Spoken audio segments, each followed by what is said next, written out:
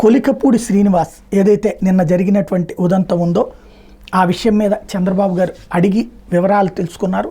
పనిలో పనిగా ఇంకొకసారి పునరావృతం కానివ్వద్దు అన్నటువంటి విషయాన్ని ప్రత్యేకించి చెప్పుకొచ్చారు. ఎందుకు అంటే చట్టబద్ధంగా ఏ పని చేసినా తప్పులేదు, ఆయన ఉద్దేశంలో తప్పులేదు. ఏది ఆ పేదలకు న్యాయం జరగాలంట. అక్కడ ఉన్నటువంటి స్థలం వేరే వాళ్ళది కబ్జా చేసుకుని వాళ్ళని తరిమేసి అక్కడ బిల్డింగ్ కట్టుకుంటున్నారన్నది ఆయన ఆరోపణ.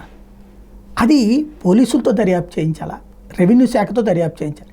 పోలీసులతో నిజంగా వీళ్ళ మీద దాడి జరిగింది నిజమా కాదా అన్నటువంటి దర్యాప్తు చేయించాలి. అదే సమయంలో ఆ స్థలం వాళ్ళదే కాదా అన్న దర్యాప్తు చేయించాలి.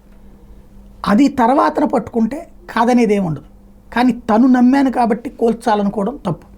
ప్రజల్లో అది బ్యాడ్ సిగ్నల్ వెళ్తుంది.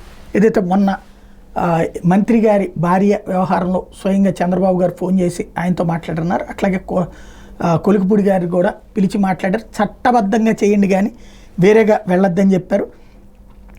ఏదైతే దాని మీద కొందరు అధికారులు తీరులో ఇంకా మార్పు రాలేదని, నిబంధనల ప్రకారం వివరించాలని తాను కోరినా వాళ్ళ నుంచి స్పందన రాకపోవడంతోనే ఇలా వెళ్లాల్సి వచ్చిందని కొలికపూడి వివరించారు.